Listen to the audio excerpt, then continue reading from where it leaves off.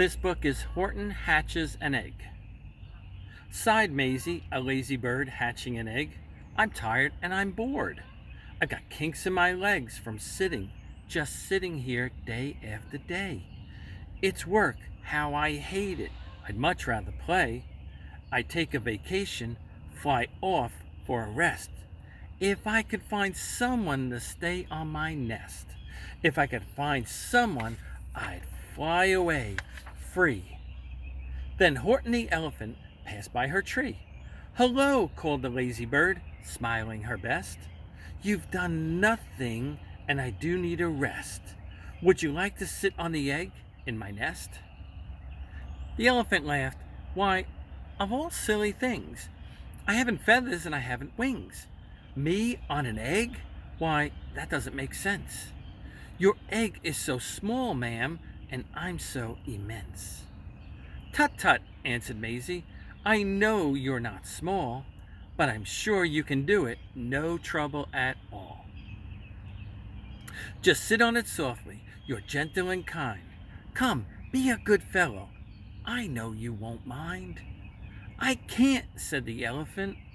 Please, begged the bird. I won't be gone long, sir, and I give you my word, I'll hurry right back. Why, I'll never be missed. Very well, said the elephant, since you insist. You want a vacation? Go fly off and take it. I'll sit on your egg and I'll try not to break it. I'll stay and be faithful. I mean what I say. Toodaloo, sang out Maisie and fluttered away. The first thing to do, murmured Horton. Let's see. The first thing to do is to prop up this tree.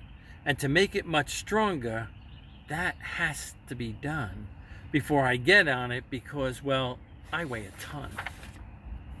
Then carefully, tenderly, gently, he crept up the trunk to the nest where the little egg slept.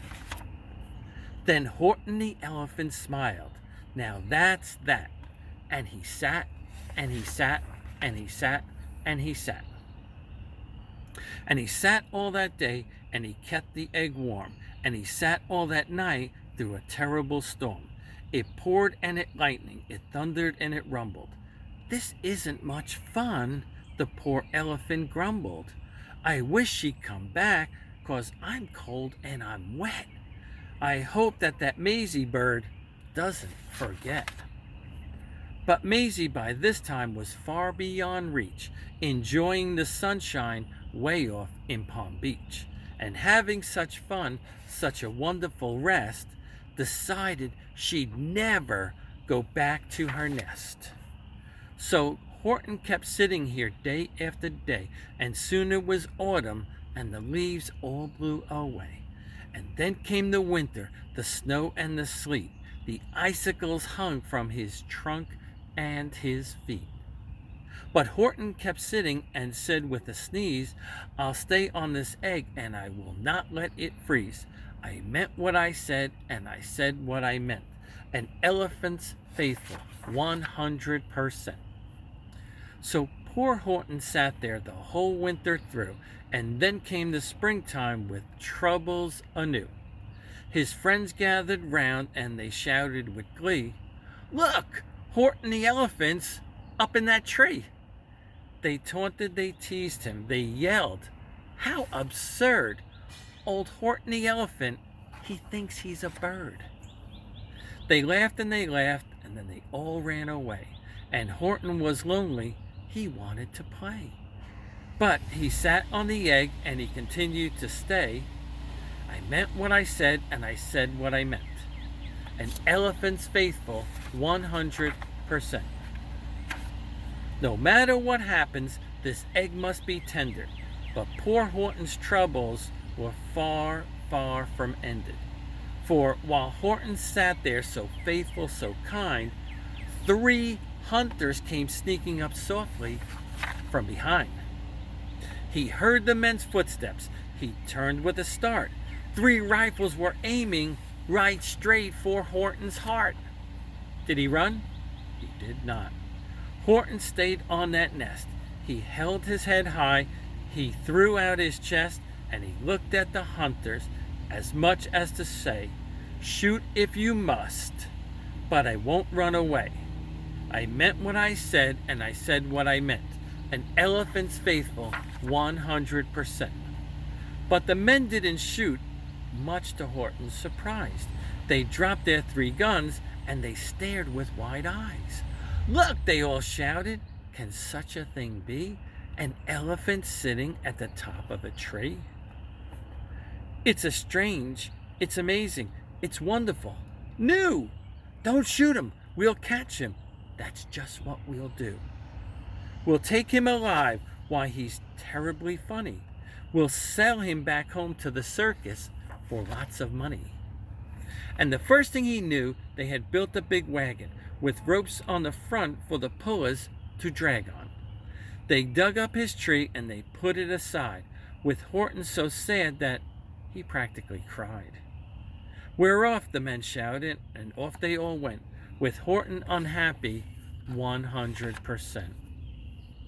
Up out of the jungle, up into the sky, up over the mountains, 10,000 feet high.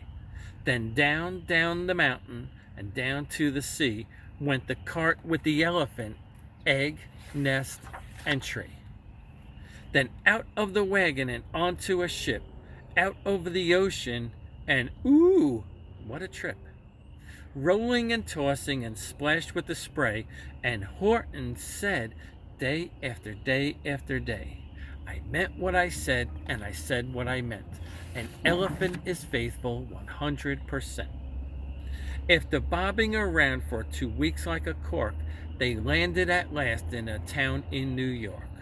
"All ashore," the men shouted, and down with a lurch went Horton the elephant, still on his perch, tied onto a board that could just scarcely hold him. Bump! Thornton landed, and the men sold him. Sold to a circus, then week after week, they showed him to people for 10 cents a peek. They took him to Boston, to Kalamazoo, Chicago, Weehawken, and Washington too. To Dayton, Ohio, St. Paul, Minnesota, to Wichita, Kansas, and Drake, North Dakota. And everywhere thousands of folks flocked to see and laugh at the elephant up in a tree. Poor Horton grew sadder the farther he went, but he said as he sat in the hot, noisy tent, "I meant what I said and I said what I meant. An elephant is faithful 100%.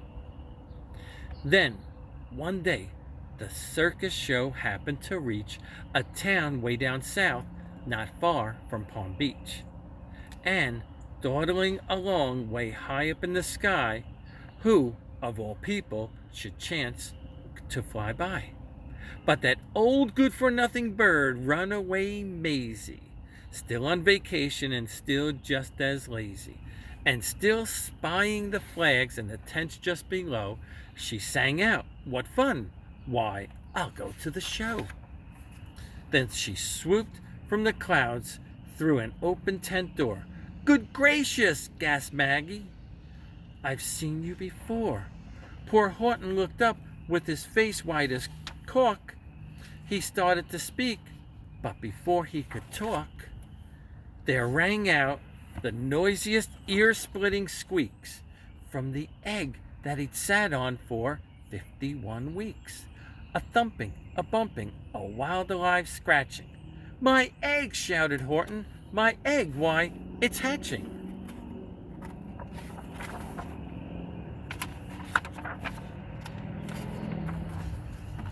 "But it's mine!" screamed the bird when she heard the egg crack.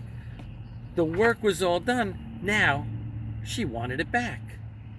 "It's my egg," she said. "You stole it from me.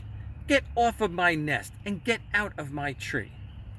Poor Horton backed down with a sad, heavy heart. But at that very instant, the egg burst apart, and out of the pieces of red and white shell from the egg that he'd sat on oh so long and so well, Horton the elephant saw something whiz. It had ears, it had a tail, and it had a trunk just like his. And the people came shouting, "What's all this about?" They looked and they stared with their eyes popping out. Then they cheered and they cheered and they cheered more and more. They never seen anything like it before. "My goodness, my gracious," they shouted, "my word, it's something brand new. It's an elephant bird. And it should be like